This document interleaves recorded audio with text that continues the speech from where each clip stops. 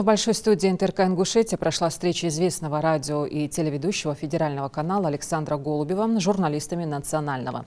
Открытый диалог длился больше часа, он был насыщенным, непринужденным. Голубев поделился с коллегами некоторыми нюансами своей работы, историями из жизни, телевизионной практики, дал ряд рекомендаций.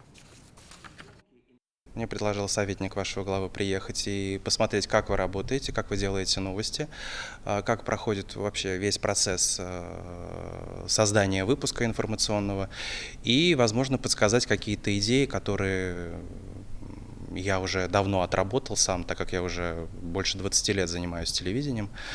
Вот. Ну, мне кажется, у нас сегодня получился очень такой конструктивный разговор. И не только я говорил, а у нас была именно дискуссия, что важно. И коллеги говорили какие-то свои, рассказывали истории и свои тезисы высказывали. Я подсказал, как я вижу, чего не хватает, что, может быть, подправить.